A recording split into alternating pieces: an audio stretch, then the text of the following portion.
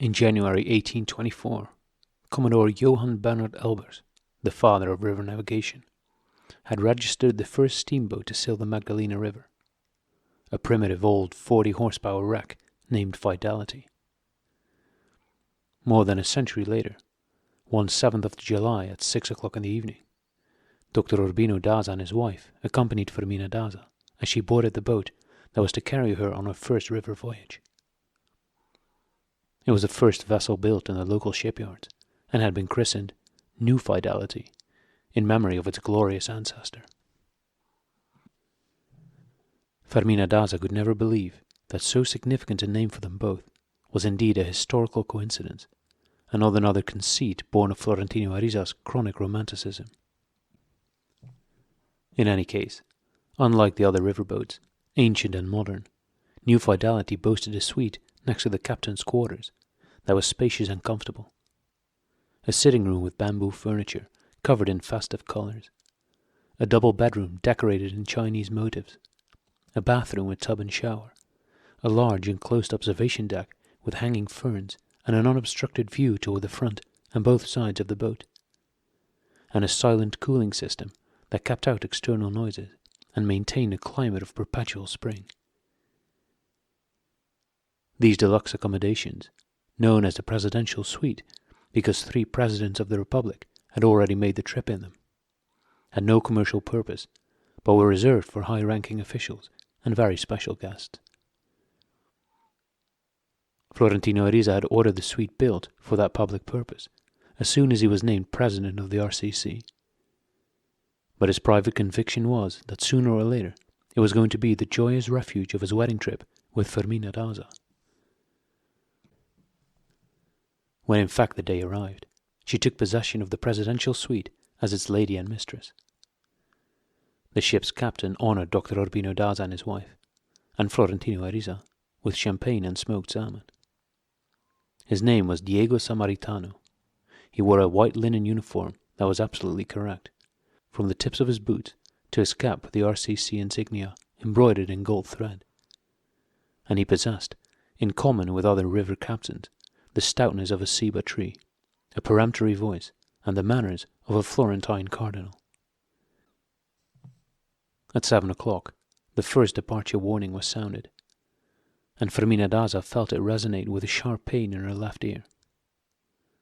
The night before, her dreams had been furrowed with evil omens that she did not dare to decipher. Very early in the morning, she had ordered the car to take her to the nearby seminary burial ground, which in those days was called La Manga Cemetery. And as she stood in front of his crypt, she made peace with her dead husband, in a monologue in which she freely recounted all the just recriminations she had choked back. Then she told him the details of the trip and said goodbye for now.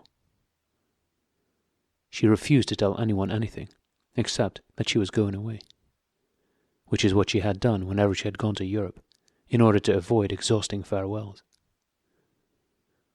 Despite all her travels, she felt as if this were her first trip, and as the day approached, her agitation increased.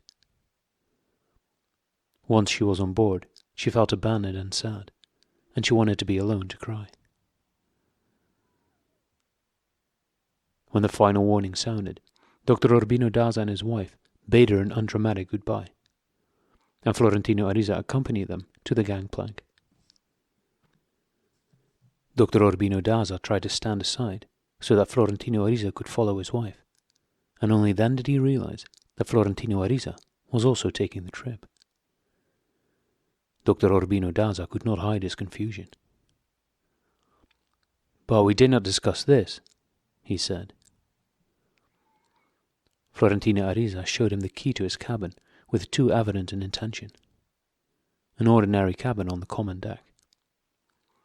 But to Dr. Urbino Daza, this did not seem sufficient proof of innocence. He glanced at his wife in consternation, with the eyes of a drowning man looking for support, but her eyes were ice. She said in a very low, harsh voice, "You too?" Yes, he too, like his sister Ophelia, thought there was an age at which love began to be indecent. but he was able to recover in time, and he said goodbye to Florentino Ariza with a handshake that was more resigned than grateful. From the railing of the salon, Florentino Ariza watched them disembark. Just as he had hoped and wished, Dr. Urbino Daza and his wife turned to look at him before climbing into their automobile, and he waved his hand in farewell. They both responded in kind. He remained at the railing until the automobile disappeared in the dust of the freight yard, and then he went to his cabin to change into clothing more suitable for his first dinner on board in the captain's private dining room. It was a splendid evening, which Captain Diego Samaritano seasoned with succulent tales of his 40 years on the river. But Fermina Daza had to make an enormous effort to appear amused. Despite the fact that the final warning had been sounded at 8 o'clock, when visitors had been obliged to leave and the gangplank had been raised, the boat did not set sail until the captain had finished eating and gone up to the bridge to direct the operation. Fermina Daza and Florentino Ariza stayed at the railing, surrounded by noisy passengers who made bets on how well they could identify the lights in the city, until the boat sailed out of the bay, moved along invisible channels and through swamps spattered with the undulating lights of the fishermen, and at last took a deep breath in the open air of the great Magdalena River. Then the band burst into a popular tune. There was a joyous stampede of passengers, and in a mad rush, the dancing began. Fermina Daza preferred to take refuge in her cabin. She had not said a word for the entire evening, and Florentino Ariza allowed her to remain lost in her thoughts. He interrupted her only to say good night outside her cabin, but she was not tired, just a little chilly, and she suggested that they sit for a while on her private deck to watch the river. Florentino Ariza wheeled 2 wicker easy chairs to the railing, turned off the lights, placed a woolen shawl around her shoulders, and sat down beside her. With surprising skill, she rolled a cigarette from the little box of tobacco that he had brought her. She smoked it slowly, with the lit end inside her mouth, not speaking, and then she rolled another 2, and smoked them one right after the other. Sip by sip, Florentino Ariza drank 2 thermoses of mountain coffee. The lights of the city had disappeared over the horizon. Seen from the darkened deck in the light of a full moon, the smooth, silent river and the pasture land on either bank became a phosphorescent plain. From time to time, one could see a straw hut next to the great bonfires, signaling that wood for the ship's boilers was on sale. Florentino Ariza still had dim memories of the journey of his youth, and in dazzling flashes of lightning, the sight of the river called them back to life as if they had happened yesterday. He recounted some of them to Fermina Daza in the belief that this might animate her, but she sat smoking in another world. Florentino Ariza renounced his memories and left her alone with hers, and in the meantime he rolled cigarettes and passed them to her already lit, until the box was empty. The music stopped after midnight.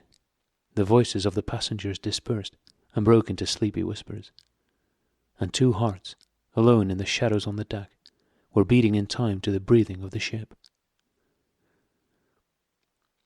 After a long while, Florentino Ariza looked at Fermina Daza by the light of the river. She seemed ghostly, her sculptured profile softened by a tenuous blue light, and he realized that she was crying in silence.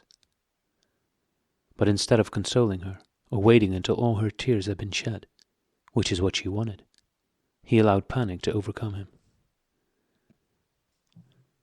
"Do you want to be alone?" he asked. "If I did, I would not have told you to come in," she said. Then he reached out with 2 icy fingers in the darkness, felt for the other hand in the darkness, and found it waiting for him. Both were lucid enough to realize, at the same fleeting instant, that the hands made of old bones were not the hands they had imagined before touching. In the next moment, however, they were. She began to speak of her dead husband in the present tense, as if he were alive.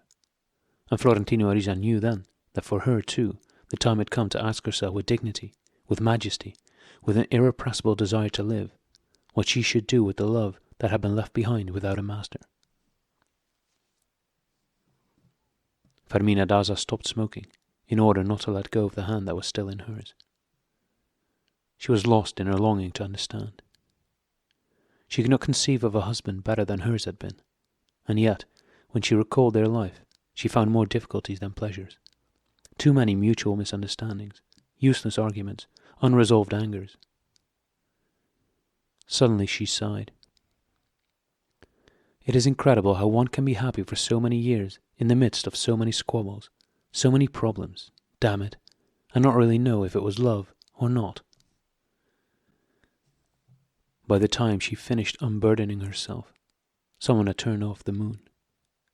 The boat moved ahead at its steady pace, one foot in front of the other, an immense, watchful animal.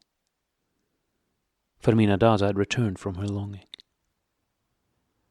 "Go now," she said. Florentino Ariza pressed her hand, bent toward her, and tried to kiss her on the cheek. But she refused, in her hoarse, soft voice. "Not now," she said to him. "I smell like an old woman." She heard him leave in the darkness. She heard his steps on the stairs. She heard him cease to exist until the next day. Fermina Daza lit another cigarette, and as she smoked, she saw Dr. Juvenal Urbino in his immaculate linen suit, with his professional rigor, his dazzling charm, his official love, and he tipped his white hat in a gesture of farewell from another boat out of the past. "We men are the miserable slaves of prejudice," he had once said to her. "But when a woman decides to sleep with a man, there is no wall she will not scale, no fortress she will not destroy, no moral consideration she will not ignore at its very root. There is no God worth worrying about." Fermina Daza sat motionless until dawn, thinking about Florentino Ariza, not as the desolate sentinel in the little park of the Evangels, whose memory did not awaken even a spark of nostalgia in her, but as he was now, old and lame, but real. The man who had always been within reach, and whom she could never acknowledge. As the breathing boat carried her toward the splendor of the day's first roses, all that she asked of God was that Florentino Ariza would know how to begin again the next day. He did. Fermina Daza instructed the steward to let her sleep as long as she wanted, and when she awoke there was a vase on the night table with a fresh white rose, drops of dew still on it, as well as a letter from Florentino Ariza, with as many pages as he had written since his farewell to her.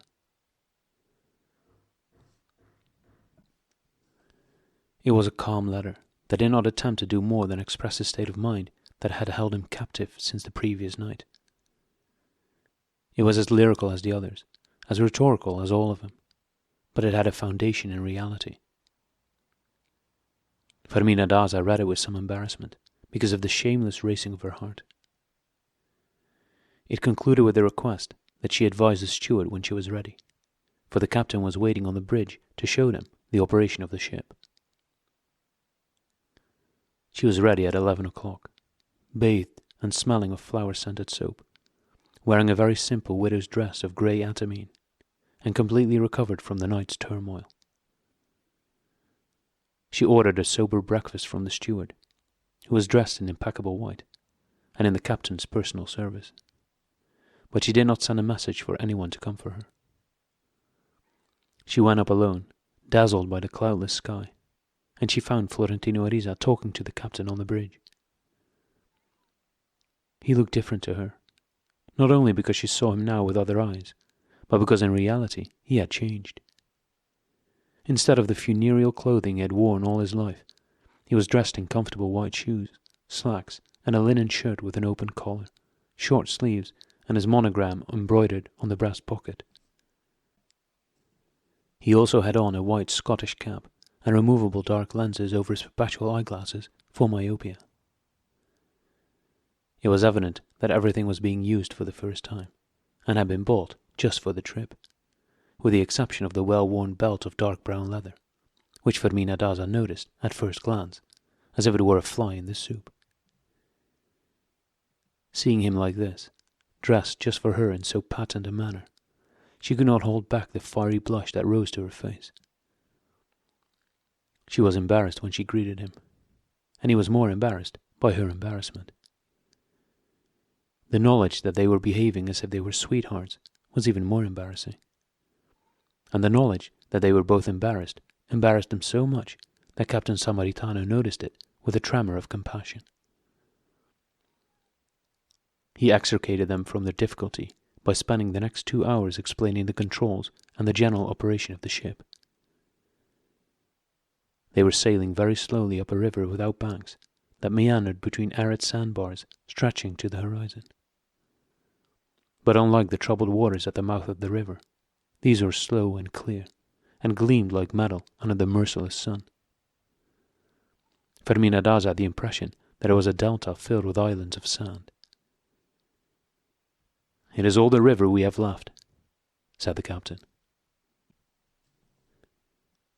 Florentino Ariza, in fact, was surprised by the changes, and would be even more surprised the following day, when navigation became more difficult, and he realized that the Magdalena, father of waters, one of the great rivers of the world, was only an illusion of memory.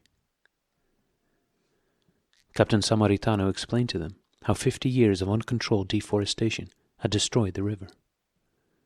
The boilers of the riverboats had consumed the thick forest of colossal trees that had oppressed Florentino Ariza on his first voyage. Fermina Daza would not see the animals of her dreams. The hunters for skins from the tanneries in New Orleans had exterminated the alligators that, with yawning mouths, had played dead for hours on end in the gullies along the shore as they lay in wait for butterflies. The parrots with their shrieking, and the monkeys with their lunatic screams had died out as the foliage was destroyed.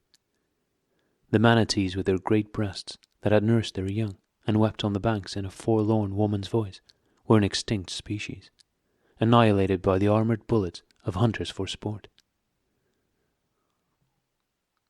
Captain Samaritano had an almost maternal affection for the manatees, because they seemed to him like ladies damned by some extravagant love, and he believed the truth of the legend that they were the only females in the animal kingdom that had no mates. He had always opposed shooting at them from the ship, which was the custom despite the laws prohibiting it. Once, a hunter from North Carolina, his papers in order, had disobeyed him, and with a well-aimed bullet from his Springfield rifle, had shot at the head of a manatee mother whose baby became frantic with grief as it wailed over the fallen body. The captain had the orphan brought on board so that he could care for it, and left a hunter behind on the deserted bank next to the corpse of the murdered mother. He spent 6 months in prison as a result of diplomatic protests and almost lost his navigator's license. But he came out prepared to do it again, as often as the need arose. Still, that had been a historic episode. The orphan manatee, which grew up and lived for many years in the rare animal zoo in San Nicolas de las Barrancas, was the last of its kind seen along the river.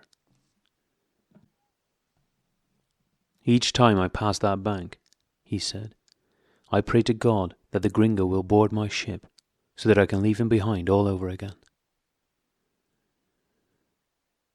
Fermina Daza, who had felt no fondness for the captain, was so moved by the tender-hearted giant that from that morning on he occupied a privileged place in her heart. She was not wrong. The trip was just beginning, and she would have many occasions to realize that she had not been mistaken. Fermina Daza and Florentino Ariza remained on the bridge until it was time for lunch.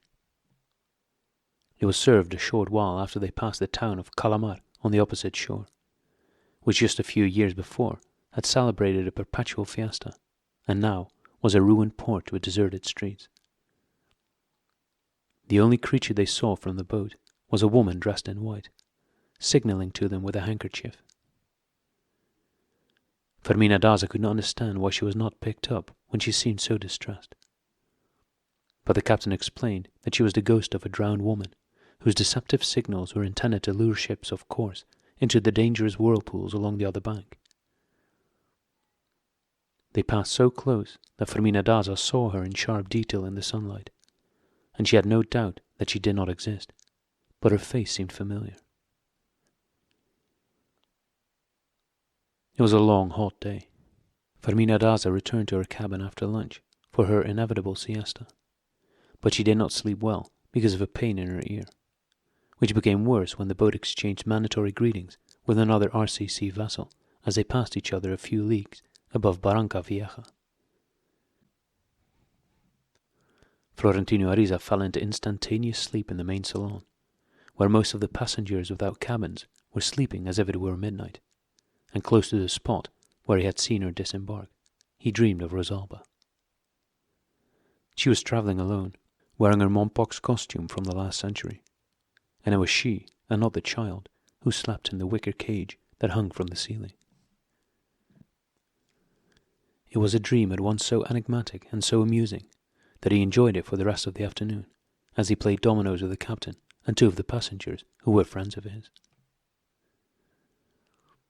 It grew cooler as the sun went down, and the ship came back to life. The passengers seemed to emerge from a trance.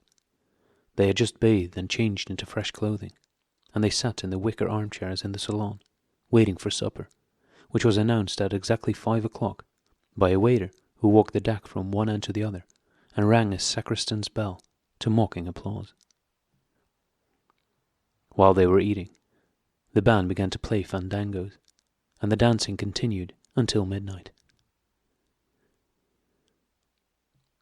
Fermina Daza did not care to eat because of the pain in her ear, and she watched as the first load of wood for the boilers was taken on from a bare gully where there was nothing but stacked logs and a very old man who supervised the operation.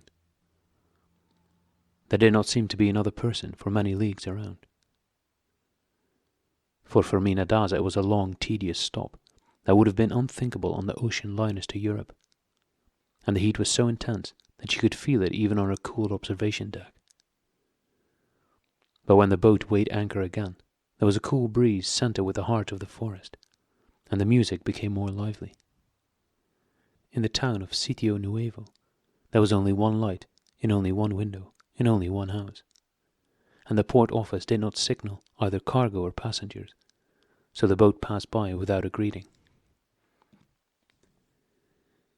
Fermina Daza had spent the entire afternoon wondering what stratagems Florentino Ariza would use to see her without knocking at her cabin door, and by 8 o'clock she could no longer bear the longing to be with him. She went out into the passageway, hoping to meet him in what would seem a casual encounter, and she did not have to go very far. Florentino Ariza was sitting on a bench in the passageway, as silent and forlorn as he had been in the Park of the Evangels, and for over 2 hours he had been asking himself how he was going to see her. They both made the same gesture of surprise that they both knew was feigned, and together they strolled the first-class deck, crowded with young people, most of them boisterous students who, with some eagerness, were exhausting themselves in the final fling of their vacation. In the lounge, Florentino Ariza and Fermina Daza sat at the bar as if they were students themselves, and drank bottled soft drinks, and suddenly she saw herself in a frightening situation. She said, "How awful!" Florentino Ariza asked her what she was thinking that caused her so much distress. "The poor old couple," she said, "the ones who were beaten to death in the boat." They both decided to turn in when the music stopped, after a long, untroubled conversation on the dark observation deck. There was no moon, the sky was cloudy, and on the horizon flashes of lightning, with no claps of thunder, illuminated them for an instant. Florentino Ariza rolled cigarettes for her, but she did not smoke more than a few, for she was tormented by pain that would ease her for a few moments and flare up again when the boat bellowed as it passed another ship or a sleeping village, or when it slowed to sound the depth of the river. He told her with what longing he had watched her at the Poetic Festival, on the balloon flight, on the acrobat's velocipede, With what longing he had waited all year for public festivals, just so he could see her. She had often seen him as well, and she had never imagined that he was there only to see her. However, it was less than a year since she had read his letters, and wondered how it was possible that he had never competed in the poetic festival. There was no doubt he would have won. Florentino Ariza lied to her. He wrote only for her, verses for her, and only he read them. Then it was she who reached for his hand in the darkness, and she did not find it waiting for her as she had waited for his the night before. Instead, she took him by surprise, and Florentino Ariza's heart froze. "How strange women are," he said. She burst into laughter, a deep laugh like a young dove's, and she thought again about the old couple in the boat. It was incised. The image would always pursue her. But that night she could bear it, because she felt untroubled and calm, as she had few times in her life, free of all blame. She would have remained there until dawn, silent, with his hand perspiring ice into hers, but she could not endure the torment in her ear. So that when the music was over, and then the bustle of the ordinary passengers hanging their hammocks in the salon had ended, she realized that her pain was stronger than her desire to be with him. She knew that telling him about it would alleviate her suffering, but she did not, because she did not want to worry him. For now it seemed to her that she knew him as well as if she had lived with him all her life, and she thought him capable of ordering the boat back to port if that would relieve her pain. Florentino Ariza had foreseen how things would be that night, and he withdrew. At the door of her cabin he tried to kiss her good night, but she offered him her left cheek. He insisted, with laboured breath, and she offered him her other cheek, with a coquettishness that he had not known when she was a schoolgirl. Then he insisted again, and she offered him her lips. She offered her lips with a profound trembling that she tried to suppress with a laugh she had forgotten after her wedding night. "My God," she said, "ships make me so crazy." Florentino Ariza shuddered. As she herself had said, she had the sour smell of old age.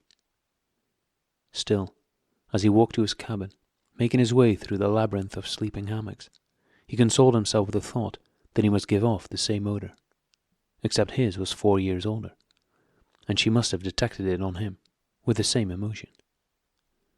It was a smell of human fermentation, which he had perceived in his oldest lovers, and they had detected in him.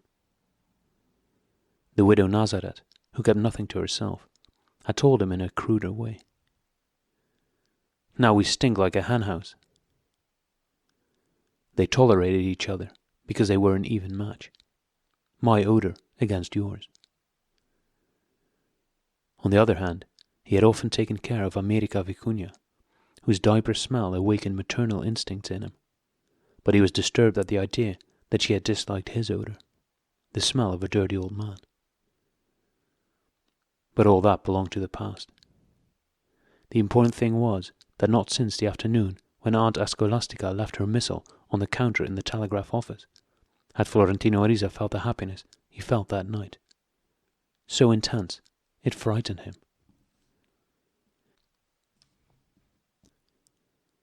At 5 o'clock he was beginning to doze off, when the ship's purser woke him in the port of Zambrano to hand him an urgent telegram. It was signed by Leona Cassiani and dated the previous day, and all its horror was contained in a single line. America Vicuña dead, yesterday, reasons unknown. At 11 o'clock in the morning, he learned the details from Leona Cassiani in a telegraphic conference during which he himself operated the transmitting equipment for the first time since his year as a telegraph operator. America Vicuña, in the grip of mortal depression because she had failed her final examinations, had drunk a flask of laudanum stolen from the school infirmary. Florentino Ariza knew in the depths of his soul that the story was incomplete.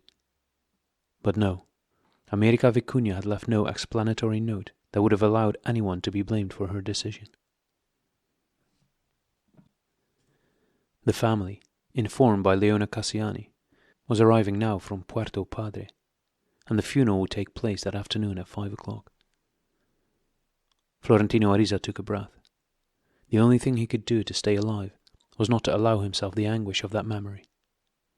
He erased it from his mind, although from time to time in the years that were left to him, he would feel it revive, with no warning and for no reason, like the sudden pang of an old scar.